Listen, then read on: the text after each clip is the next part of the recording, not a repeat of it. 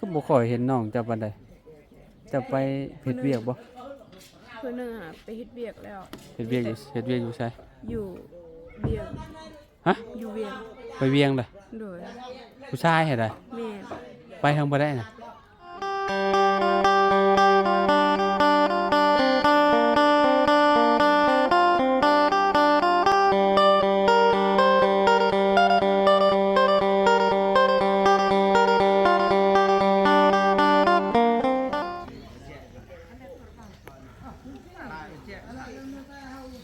อ้าวกราบสบายดีและสวัสดีเด้อพ่อแม่พี่น้อง FC บัสสุขุสุคนเนาะมาพบมาพ่อกันกับเฮาคือเก่าคือเดิมพี่น้องเนาะเพิ่มเติมคืออยู่พี่น้องเนาะบ้านน้องบุตรพี่น้องเลยเนาะทางสร้างเพิ่นกะเนาะลงมือบอลที่ซิตี้ลูกติงพี่น้องเลยเนาะเพิ่นอองมาพี่น้องเลยโหสุดยอดเลยเนาะติดแล้วนี่มันได้นี่ก็ได้เนาะติดตั้งเรียบร้อยพี่น้องมันได้เนาะย่างขึ้นก็สิได้อยู่คิดว่า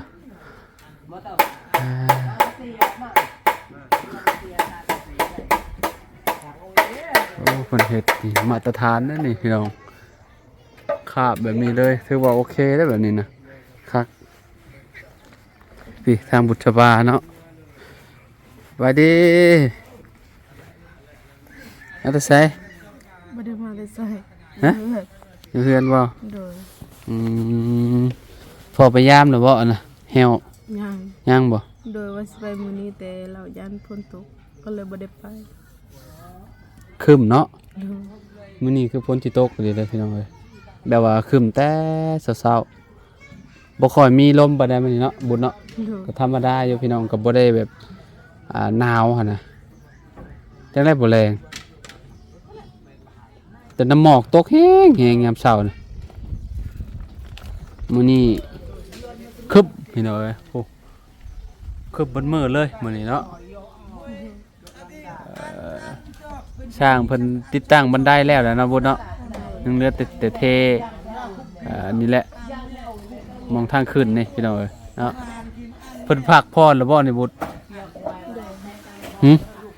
พักผ่อนกินข้าวได้เนาะพอ12 โมงแล้วเด้พี่น้องเอ้ยเมื่อวานนี่ FC ย่องอยู่เมื่อวานย่องน้องบุญแต่งตัวงามแท้เมื่อวานใช่ป่ะสุดนั้นได้มาแต่แซ่มันนั้นอันนั้นคือพวกแจกมันนั้นด้วยฮะเขาแจกมันนั้นหลวงตามาแจกมื้อนั้นน่ะโอ้เอามาแต่ฝั่งไทยได้สุดน่ะเนาะสุดหลวงปู่มามื้อนั้นเด้พี่น้องเอาเจ้าไปเฮ็ดแนวใดเจ้าคือได้น้องได้น้องได้น้องเจ้าหาได้ก็มาถึกให้เจ้าเลยผู้ดีเลยจะใส่เนาะ คืออยู่ได้พี่น้องเราใส่เนาะงามอยู่เนาะไปย่างขึ้นลมเบิ่งด้วยบุตร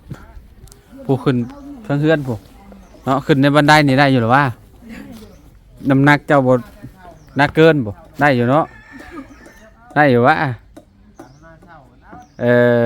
โอ้ธรรมดาอยู่ซะเนาะโอ้ลั่นกบโคเบิ่งพี่น้องลองขึ้นก่อนให้น้องบุตรขึ้นก่อนเนาะโอ้แน่นอยู่เด้อคักเห็นไหมพอดีงามเนาะคักอยู่เห็นไหมเนี่ยลงไปกับบริแบบสีสูงเกินไปฮะนะเนาะบริษัทอันนี้ตุ๊สวัสดีเด้อกำลังติดตั้งบอลใส่ลูกติ่งอยู่พี่น้องเอ๋ยเนาะห้องนี้เป็นห้องโล่งเนาะบุญเนาะห้องนี้ห้องพอน้องบุญนอนพี่น้องเอ๋ยเนาะกับน้องห้องใหญ่เลยนอนเรียนกันได้โอ้ได้หลายคนอยู่นี่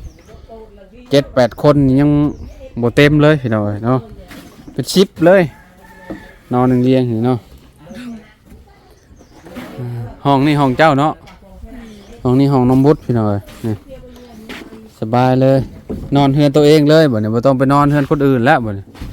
เนาะจะบอกว่าเฮ็ดเฮือนให้มันสิไปนอนเฮือนกับเจ้าอยู่ บ่แล้วเฮือนก็สินอนเฮือนเอง นอนเฮือนตัวเองแล้วเนาะห้องก็มีห้องส่วนโตวเลยเด้เนาะพี่น้องเอ้ยคะแนนว่าเป็นห้องโล่งห้องหยังนึกว่าแบบว่าเฮาเป็นผู้สาวเนาะอยากอายพ่ออายน้องอายนุ่งแล้วเนาะอันนี้มีห้องตัวเองเลยปิดกึบเข้าไปแล้วก็เรียบร้อยพี่น้องเอ้ยเนาะมันก็สบายเนาะ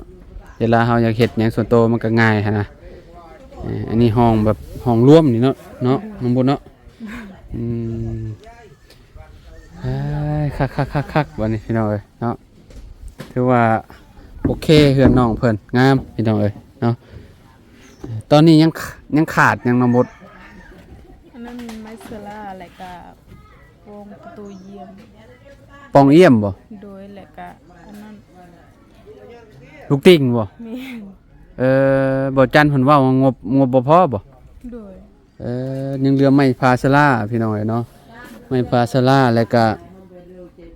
อันนั้นมองลูกติ่งนั่นพี่น้องเอ้ยเนาะแล้วก็อันนี้บานประตูพี่น้องเอ้ยเนาะนี่ยังขาดอยู่บ้านน้องบุตรเนาะแต่ว่าลูกซิ่งนี่น่าสิมีแล้วแหละเนาะ โดย แต่บ่ฮู้ว่าเป็นสีหยังถ้าเบิ่งนํกันพี่น้องเอ้ยเนาะน่าสิมื้อนี้แหละบ่าวจันเพิ่นสั่งมาพี่น้องเอ้ยเนาะ โดย สั่งมุงลูกซิ่งบัดนี้มุงแล้วก็ยังขาดตัวนี้ยังขาดแต่ตัวแอมนี่แหละพี่น้องไม่พาเนาะระดับ10 ปลายล้านไปแล้วพี่น้องเอ้ยเนาะไม่พากลายเนาะก็จะเบิ่งเพื่อนน้องไม้ตอนนั้นค่อยสั่งเท่าใดเด้เนาะจักแผ่นเด้ประมาณ100 ปลายนี่แหละ100 ปลายแผ่นนี่แหละพี่น้องเอ้ยเนาะบ้านน้องไม้แต่สีนี่เจ้ามักสีหยัง เอาซีคือบ้านหนองหัว สีคือกันกับบ้านน้องหัวป่ะ โดย อ๋อมักแบบนั้นเนาะงามคือกันแบบนั้นก็ได้เนาะสีอันบ้านน้องหัวพี่น้องเอ๋ยเนาะคักสีโอ้มาแอมนี่ก็เข้ากันคักแล้วนี่เนาะน้องมุดมักแบบนั้นนอกจากสีนั่นแล้วจะมักสีแดงอีก แล้วก็สีสีสีฟ้าบ่ สีฟ้าคือเสื้อเจ้าเด้อบ่ หัวเมน ฮะ หัวเมนสีคือสีลำเงินนั่นน่ะ คือสีน้ำเงินสีน้ำเงินบ่ แม่น อันนี้สีฟ้านี่เนาะ โดย แต่ว่าสีนี้บ่มักบ่มันเข้มโพดเนาะเบิ่งสีหมากมงคุดแล้วก็สีเทาสีโอ้มีหลายสีแล้วแต่คนมักพี่น้องแต่ว่าที่แน่ๆก็คือมักสีแบบนั้นเนาะ โดย สีเข้มคือเฮือนน้องหัวเพิ่นนั่นเนาะงามคือกันพี่น้องสุดยอดแหละเนาะเพราะว่าถ้าได้เอามาแอมนี่มันก็สิเด่นนั่นแหละพี่น้องเนาะไม้พาชลามันก็สิแบบงามพี่น้องเนาะหลังคือหลังแรกนี่บ่จักเขื่อนหนองบุตรเนาะคะแนนว่าแอมไม้พาชลาแบบงามๆเนาะแถวนี้ก็บ่ปานใดก็เจ้าก็มีแต่แอมไม้พาแบบนี้พี่น้องเนาะก็จะบ่ได้เอาไม้พาชลาเนาะไม้แป้นแบบนี้ก็โอ้ก็แพงคือกันนี่ก็ได้พี่น้องเนาะไม้พาชลาน่ะแผ่นละแสนกีบตับหนึ่งประมาณ5แสนพี่น้องเนาะกับไม่นี่ก็บ่ฮู้ว่าแผ่นหนึงเท่าใดก็จะซื้อแผ่นละแสนปลายคือกันแหละใหม่นะบ่เนาะ โดย ไม้แป้นปูอิหยังนะพี่น้องเอ้ยกินข้าวแล้วบ่บุตร ยัง ข้าวเช้าได้ โดย บ่หิวบ่ กินแต่อันนั้น เป็นอะไรลดหุ่นบ่ บ่ หึ กินแต่ข้าวจี กินแต่ข้าวจี โดย บ่ได้ต้มปลาให้ช้างกินบ่ ต้มแล้วป้าสมัยอยากกินน่ะปลายังเขาเอิ้น ฮะ ปลายังเขาเอิ้นล่ะปลาแหลกปลายัง ใช่ปลาแหลก สมัยว่าวันนี้ได้ปลายังเขาบ่ฮู้ปลาตัวไอ้มักอันนี้ เอามาแต่ใช้ น้องใส่เบ็ด ไผใช้เบ็ด น้อง น้องเจ้า ใส่โดย ปลาหยังปลาคือปลารสน่ะได้ แม่น ได้ใช่บ่ ได้ ตัวบักใหญ่ โดย เฮ็ดกินเรียบร้อยแล้วบ่ โดย มาเนาะได้จักโตน่ะ 2-3ตัว ปลาดุกก็ได้บ่ ได้ปลาดุกเฮ็ดให้ทานกินมีแต่ยังแต่เรือปลาคอ เรือปลาคอใหญ่ โดย ก็เอาไว้ให้สร้างนั่นแหละเฮ็ดไว้เฮ็ดให้สร้างกินแล้วก็ชุมเจ้ากินเองนั่นแหละเนาะพี่น้องเอ้ย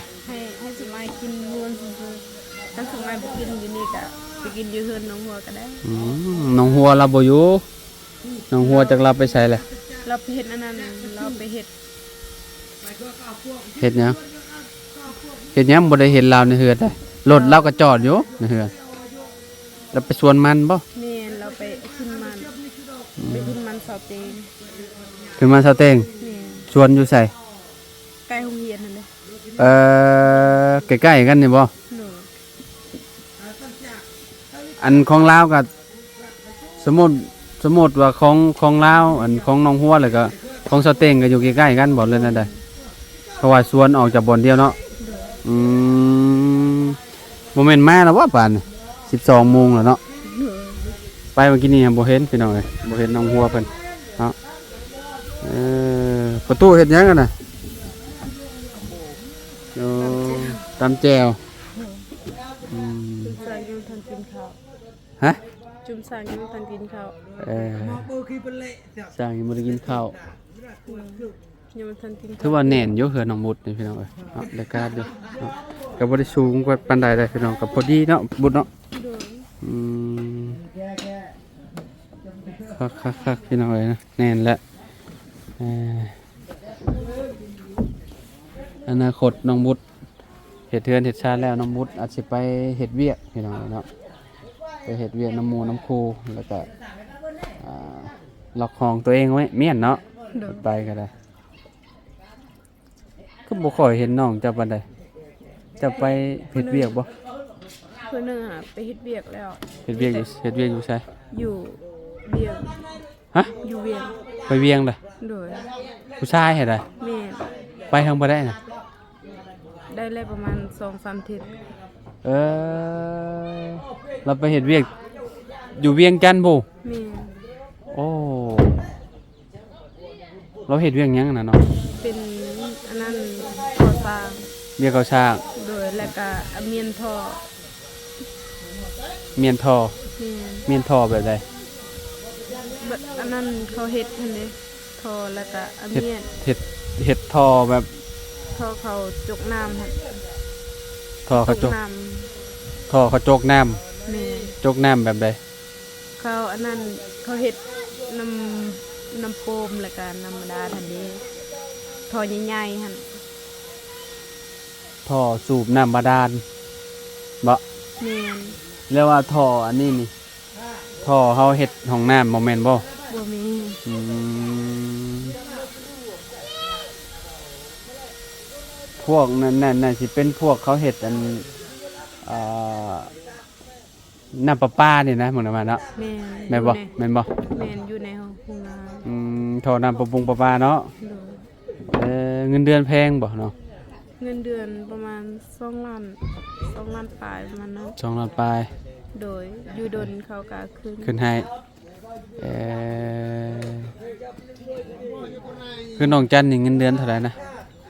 3 ล้าน 3 ล้านบ่ โดย 3 ล้านกินอยู่น้ำเขา แม่น ประมาณ5,000เนาะพี่น้อง5,000 บาทเนาะอยู่ดนไปน่าสิขึ้นอีกให้อยู่แล้วเนาะ แม่น เพราะว่า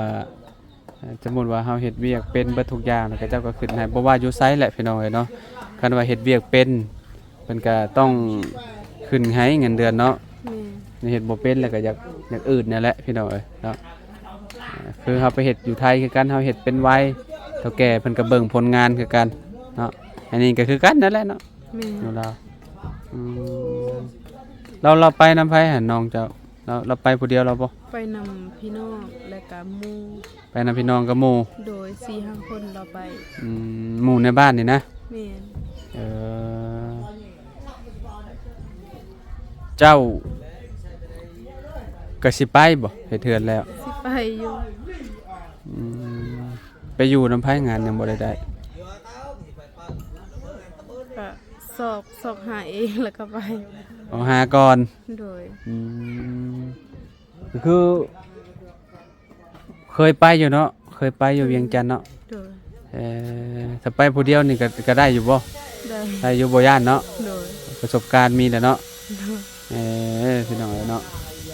น้องบุตรเราเคยไปอยู่เราบ่ย่านดอกสวรรค์นเขตนี่ก็เคยไปเห็นมาแล้วเนาะ เคยไป อยู่เวียงจันทน์นี่ก็เคยเห็นไปแล้ว โด เนาะ ย อืม ทางแบงค์รักษาเคยไป อยู่ลักซาวก็เคยไปเห็นแล้ว โดย ถือว่าจวดอยู่ซะเก่งอยู่ประสบการณ์มีแหละเนาะการนั่งรถนั่งลาไปพี่น้องเอ้ยเนาะยังขาดแต่เมืองไทยยังบ่ได้ไปเนาะ โดย แต่ว่าอยู่เมืองไทยนี่มีบ่พี่น้องไปเฮ็ด มี อยากไปเฮ็ดอยู่บ่ อยากอยู่แต่บ่มีเงินเฮ็ดไปสปอร์ต อยากอยู่เนาะ โดย คันไปอยู่มันสิแตกต่างกันกับบ้านเฮาได้ โดย ไปแล้วคือว่าแล้วคนละประเทศเนาะพี่น้องอยู่ลาวก็อีกแบบนึงอยู่ไทยก็แบบนึงหั่นนะสมมุติว่าเฮาไปอยู่พุ่นน่ะแบบว่าเงินเดือนพี่น้องเนาะเงินเดือนก็สิได้หลายกว่าเนาะมันก็อยู่นำคนประหยัดคือกันนั่นแหละเนาะอยู่พุ่นก็ต้องมีเงินไปพี่น้องสมมุติว่าสิข้ามไปไทยก็ได้ต้องหลักหมื่นพุ่นแหละไปก็ได้เนาะเพื่อเนาะซื้ออยู่ซื้อกินพี่น้องเนาะพาสปอร์ตอีกบาดนี้ต้องเฮ็ดพาสปอร์ตไปก่อนเนาะเพราะว่าสิหลักไปก็บ่ได้เด้พี่น้องถูกจับมานี่ห้อยบ่คุ้ม คือตะกี้แต่ก่อนน่ะรุ่นเอื้อยเฮาน่ะแบบแทบสิบ่ได้มีบัตรมีเบอร์เลยพี่น้องหลักไปแบบข้ามเรือน้อยไปเลยนี่ถ้าถูกจับมาก็อันตรายพี่น้องเนาะเสียทั้งเงินเสียทั้งเวลาอีกเนาะเอาบุญเนาะ โดย อืมอ๋อพี่น้องก็สิประมาณนี้แหละเนาะอัปเดตคร่าวๆให้เบิ่งนํกันพี่น้องทั้งสร้างเพิ่นก็นี่เด้ติดตั้งตัวนี้ระบุดเนาะติดตั้งบนใส่ลูกติ่งแหละพี่น้องเอ้ยเนาะแต่ว่าลูกติ่งนี่ยังขาดเด้อพี่น้องเด้อลูกติ่งขาดแล้วก็ไม้แอมไม้พาสลานี่แหละเนาะบ้านน้องบุตรแล้วก็ประตูพี่น้องเอ้ยเนาะบานมันเนาะโอ้ยเนาะจักสิจังใดแหละพี่น้องเอ้ยเนาะก็อยากให้น้องเพิ่นมีเฮือนละงามๆอยู่พี่น้องก็มีแล้วแหละเนาะก็ยังขาดเนาะแนวอุ้งในแอมพี่น้องเอ้ยเนาะ โดย มาบุตรเนาะเอาโอเคสำหรับพี่น้องเนาะขอบคุณพ่อแม่พี่น้อง FC ทุกๆคนเนาะที่เป็นกำลังใจให้เนาะขอบคุณหลายๆเด้อพี่น้องเด้อเนาะฝากกดไลค์กดแชร์แล้วก็กดติดตามเป็นกำลังใจให้เด้อพี่น้องเนาะเอาสำหรับคลิปนี้เนาะเฮากับน้องบุตรเนาะขอโตวแล้วพี่น้องไปบุตรสบายดีเด้อพี่น้องเด้อเนาะเอาอยู่ดีมีแฮงพี่น้องขอบคุณหลายๆเนาะที่มารับชมคลิปเด้อเนาะสบายดีพี่น้อง